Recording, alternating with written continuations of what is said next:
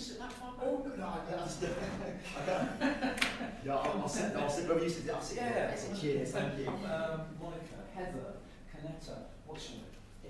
Vivian. Okay. Just, we are a small group, so we can actually know each other's names and so forth. I really liked what Silhouette said this morning about our need to model. And I think perhaps one thing I would encourage Canetta and anybody else involved in a radical pedagogies conference is to actually think about how you structure it and how you encourage people to operate. I think maybe if you go down the conventional line of inviting people to present a paper, that you don't necessarily enable them to actually. I'd love to be in a class with David teaching that kind of citizenship course, rather than being necessarily asked to present a paper. And so I'm going to transgress. I'm not going to present a paper, although I'm going to involve, hopefully involve you in a little bit of feedback and talk. But the problem with that is because, again, if you want a radical pedagogies conference, can you really give people 20 minutes to demonstrate radical pedagogy? It's not possible. So I might transgress a little bit there as well. But it's good in that sense that we are just a small group, because we can engage and we can have some dialogue. Because the thing about hip hop is that it's all about talk and interaction and dialogue. And if we're not encouraging dialogue in our schools, then how the hip hop element of pedagogy becomes that trite, banal, well, set them a rap on Henry VIII. And that somehow becomes, oh, trust me. No, I know, we do in English. Not we, but my colleagues. But you end up doing that, and that's not, that isn't hip hop pedagogy in its heart.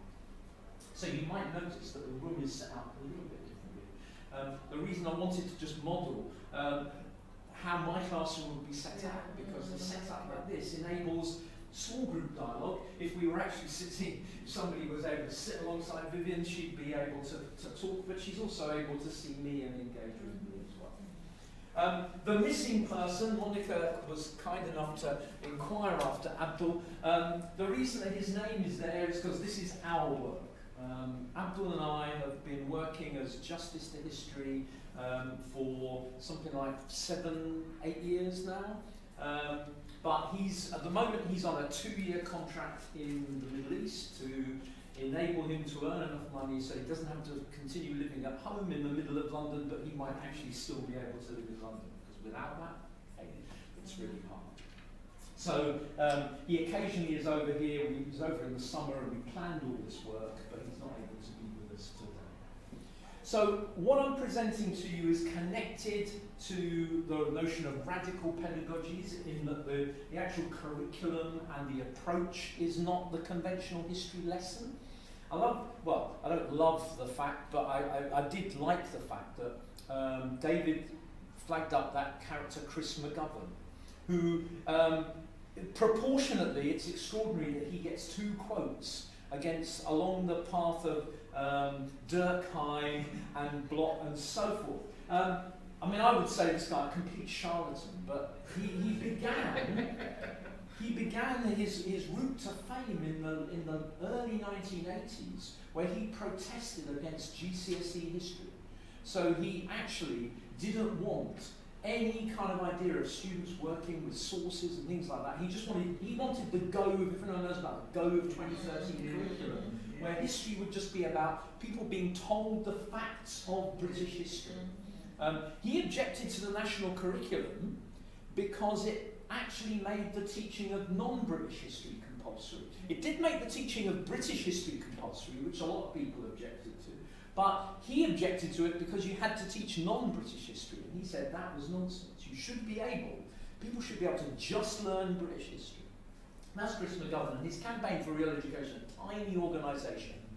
And what's sad is that it was a tiny little thing back in the 80s and the 90s, and now, as David has so ably presented it, it just looks like massive mainstream thought now, because so many people think that. So beware those little acorns, because they really do grow. Well, we're hoping that this small acorn might grow similarly into a much more flourishing and hopeful tree. We do a lot of work in our work together. We do a lot of work on diverse histories, on histories that are not conventionally taught, that are neglected. And we also, in that work, we've done a lot of work on Black history, Black British history, and we've started to do a lot more work overtly on the notion of race and history.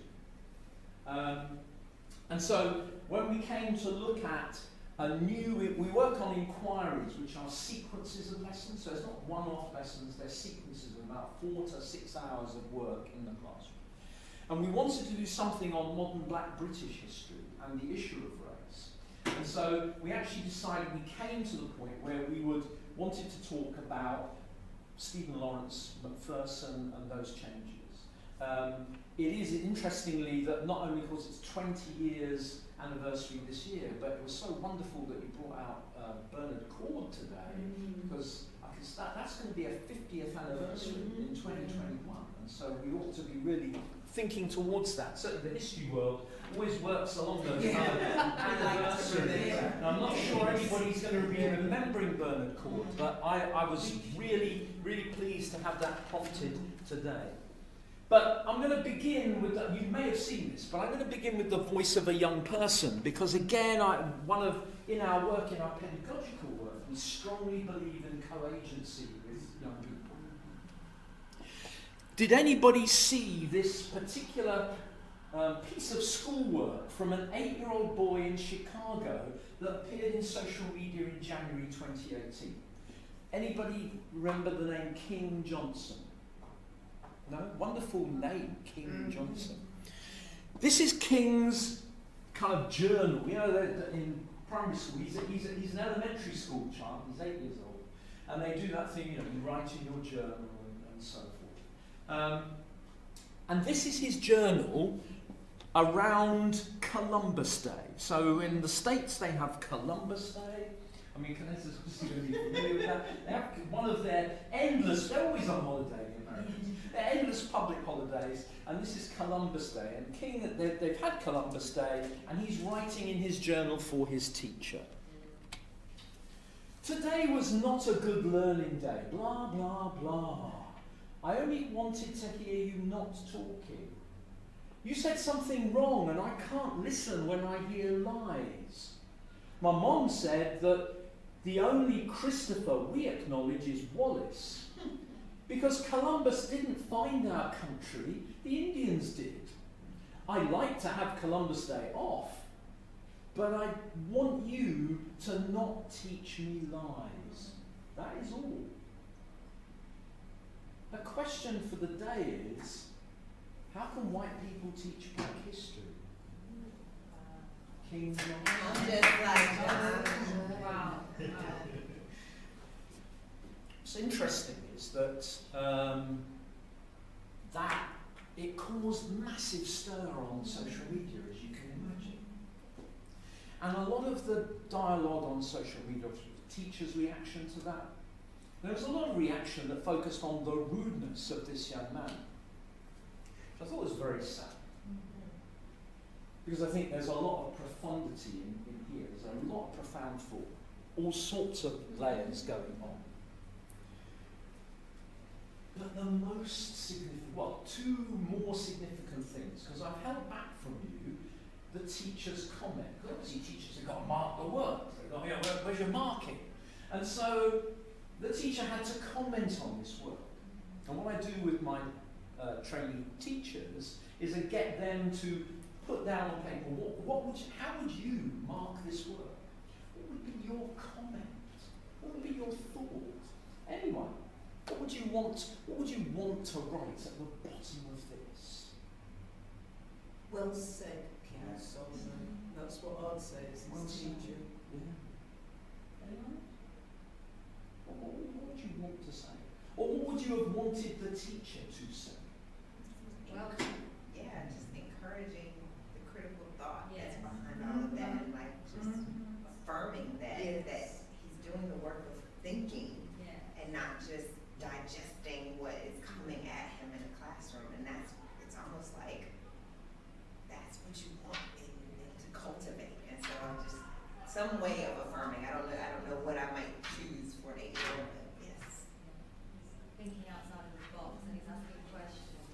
almost a passive recipient of knowledge. It's not just taking You're actually making me, I have a sense of being quite emotional at this moment because this is what the teacher wrote. Oh my God. Really, Oh my God. that is just violence, Oh basically. my God. So faced with that's what his teacher did. Now, given that I think it is a premise that no teacher sets out to harm young people, very, very few. Teachers don't set out to harm them. Teachers don't set out with malign intent. What had happened? The problem, I think, for this is that King had struck that notion of race. Because she took offence with what she saw, I think, and that's why I held back. Before she saw the content of what he was really saying, is when she challenged her as a teacher. How could you, as a white person, stand there and teach me black history?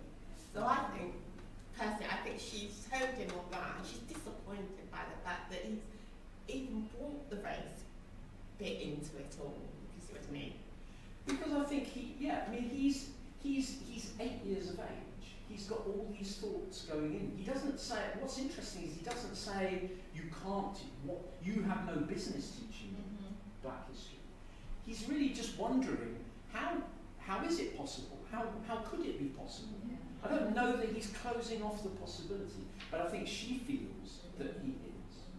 She feels he is. But what I feel she then does is, unlike King, who obviously is highly emotional about this, I don't know that he's angry, but he's kind of in that realm of being quite upset, and she avoids that, so she doesn't get angry, but she uses, to me I would say, a classic white privilege, which is to say, I know the game, and I actually know what I will say to you now is I'm going to shame you because I'm saying I'm very disappointed. Her term, that's microaggression that she's using, so there is anger in those words. But she's cleverly she's an adult though, but what she's also done is to shut down, it's not even shutting down, she has not valued the home life of this child, because the child is obviously, my mum says, she's just going, it's total nonsense, I'm disappointed completely, and just dispelling what that child stands for. I mean, it's interesting, I'll confess, I had to ask Abdul about Wallace, because I didn't know him as Christopher Wallace, but this is Billy Small. And so in connection with Silhouette's talk about hip-hop pedagogy. Okay, you want to know what we're doing in our inquiry, but I just wanted to say, the last, yes. One point about what you said. You said, as a white person telling me, that you don't think a white teacher would set out to actually say something about. I don't think any teacher. That's the problem. There are white teachers who really don't value black students. No, that's what I didn't. So they do intend to do them harm. I taught black children in Brixton for 3 years voluntarily. I'm a biochemist. And I went to London Council to get the contact. When I walked into Effort Parade School, you know what those children told me? When I said, right, chemistry today, what their white teachers, how their white teachers made them feel as black students, not wanting them to progress. So right from the outset, you switched me off by saying we wouldn't do that as white teachers. Yes, you would. No, I don't say you do that teachers wouldn't cause harm, but they don't intend to. Do they deliberately set out to do that? Yes. My experience, I mean, I'll speak about it this afternoon, but you know, my position is I've observed it, we've experienced it as a family, we've watched a teacher, but it's that whole neglect thing. You just, it's not what you, it's what you don't do. It's not all white teaching professionals that do it, granted, but as a profession, we have to look at the way in which we're training our teachers, because until we do, that type of thing, she'll see nothing wrong with what, and I'm offended and I'm hurt that she's put that in the name of a professional on that child's work and crushed him. And until we start to look at ourselves as teaching professionals, that includes the lecturers, that includes the academy, and what we're doing with black students, that will continue. Folks, I don't disagree with what you're saying in that sense, but when I'm teaching predominantly, and because in this country, the vast majority of people who present to teach history in this country are white. All the efforts that we're trying to make to get black people to teach history, and of course they're not doing that because the history in the schools that they're teaching and that they've been taught is not relevant to them and engaging them, and therefore it's a vicious circle. So I've got to convince white people to teach black history. I've got to find an answer to King's question. Otherwise I'm never going to be training black people to teach history, because I'm never going to get into university to study history. So I apologise for conveying to you that I'm not challenging your perception of that. But when I present this to largely white trainee teachers, I have to I take a stand of saying I don't think that they set out to do it, but they do it. Because I think when you see this, you know, and you in a sense can decide, if you're a white person sitting there, you decide for yourself that this person has done harm, just by the reveal of that. There's nobody in that room, the most privileged, and we have some privileged white people trying to teach history in London. But even the most privileged ones can't deny that when it's revealed like this as well, they can't deny that actually this is doing harm to this young person. So I apologise for going, well, in a sense, for conveying.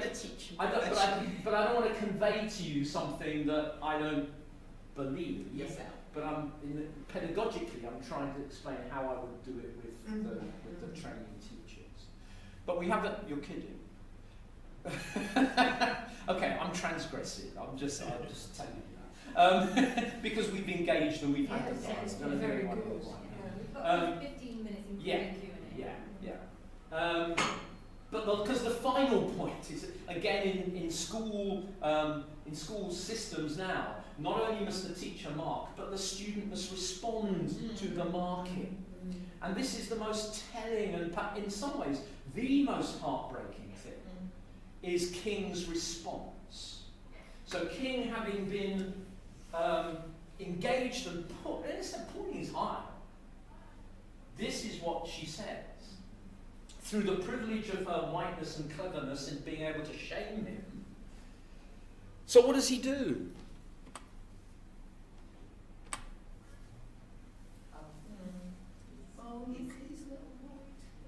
Must be cool, actually. Well, it is. It's not. I don't feel it as cool, David, because what I feel is that at 8 years of age, this young man has recognised the power statuses in this system, and he says, "Okay, that's me out.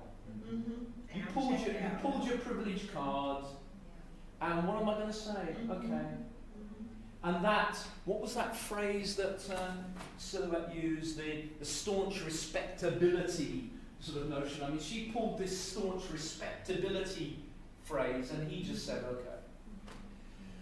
We have to find a way of enabling young people to be able to feel this and express it in their history lessons, and for there to be a dialogue, for there to be a radical pedagogy. And so I just want to really quickly say, just schools are good at certain things. In terms of racism, schools are very good at enforcing compliance with codes. So you must never use this word.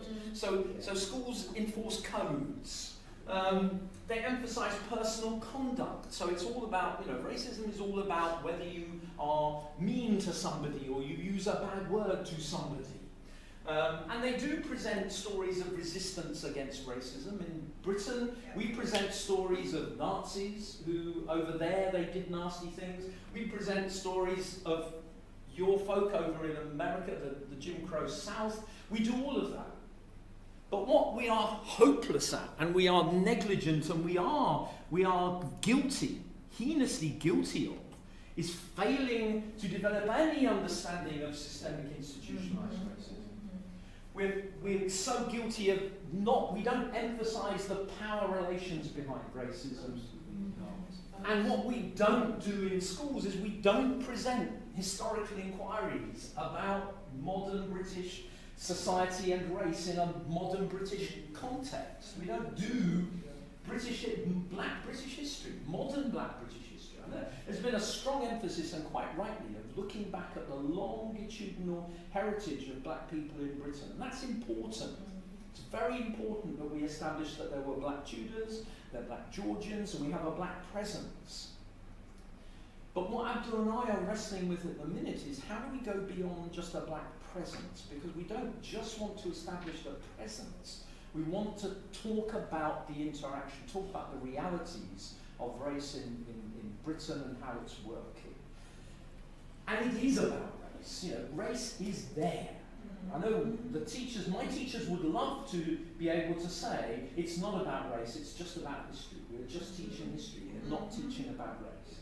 But it is, and you need to come to terms with that, which means as white teachers, you're going to have to come to terms with your own position with regards to race and so on, and that's going to be tough, it's going to be hard. And nobody is supporting them in doing that. Schools are not doing it. The system is not doing it. There's no colleges as well, universities. Yeah. These cultural attitudes are all pervasive. Yeah. So we decided that we would focus our story on the base it at least around Stephen Lawrence's case and Macpherson, because at least 20 years ago it seemed that this was a historical moment when the national conversation race was heading at least in a positive direction. It hadn't reached a positive point, but it seemed to be that Macpherson and Centimore were, in producing their report, had actually started to push in a certain direction. But interestingly, I was doing my doctorate, my thesis was on successful pedagogy with African Caribbean boys in high school. So that's what I did my doctorate on. And I began the doctorate in 98, and so 99, the report comes, and so I wanted to read it, and I went to the university library, the Institute of Education library, asked for a copy. There wasn't a copy in there, and I was told that they weren't going to get a copy of that because it wasn't relevant to education. I then complained about that, and they did get a copy. But the assumption was it wasn't to do with education. But of course it is. So we want to reposition the Macpherson report for public awareness and so forth. And we begin, this is how the whole inquiry, just to give you a flavour of how the inquiry begins, the actual work in the classroom, this is what we start with. Getting the students to decide, what do they understand all of these people mean by Black Lives Matter? What does that mean? To have a dialogue. And when we do our slavery inquiry, we do an inquiry into Britain and transatlantic slavery, we begin with racial profiling, and we give a little clip about the police and racial profiling in London. What is it? And then the question is, was it always like this? Was that attitude always there? So we go back in time to the Middle Ages. St. Maurice, a Holy Roman Emperor, patron saint, was an African in the Middle Ages. And we go back and we look at and so where did things go wrong? How did things change? And our inquiry is, how did New World slavery turn Africans into Negroes? And so the whole inquiry is about how slavery actually is part of the construction of race, how that happens. Interestingly, so that inquiry has been taught in several schools in London. One school took it up last year, a mixed Catholic high school in South London, where probably 70% of the students are African Caribbean heritage. Lots of black students in that school. And some of the teachers there said, wow, that inquiry, the first lesson, we just ended up talking about racial profiling. because those young people had never had the opportunity in school to ever talk about it. And so what they found, the teacher found was, I just had to let it happen, because these young people, by our history inquiry, we were saying it's okay to talk about this, and they were really... It's a case of sociology in schools, don't you? Sociology in schools. Why can't kids? Because kids love that. I mean, often it's it's countercultural. It's you're discussing subcultures in schools, and that's the kind. But why not actually bring that out to the open, discuss it? You want to have people that are kind of critical thinking. So I think sociology is good. As put in history like this. Well, my belief, history is a subject where you can do that. So that's how we start, and this is our inquiry question. So the question that drives the lessons: why did one black life come to matter so much in Britain in the 1990s? What that enables us to do is to say, well, how come it came to matter? So what we do is we go back to the Second World War, and the first bits of the inquiry, we found this case of Leroy Henry. Very interesting, an African-American GI who was accused of raping a white British woman, and the American military sentenced him to hang because of that. And the local people, partly I think because they didn't like the woman involved in the case and they didn't trust her, they actually petitioned to have it overturned. And so people in the local West Country community complained, lobbied, and the Americans did overturn the death sentence, so he wasn't actually hanged in the end. And the question, does the outcome of Leroy's story suggest that his black life mattered in 1944? So a bit of debate about that. But then we look... 5 minutes left now, just that includes Q&A. Okay, all right. Have you asked enough questions to be involved? Yeah? You happy to carry on? Can I just finish? Yeah? And David as well? I've got a question for you. Okay. I'll quickly, 1 second, I'll show you what happened. So we look at Leary Constantine, famous cricketer, refused admission to the Imperial Hotel in Russell Square, just down from where I work.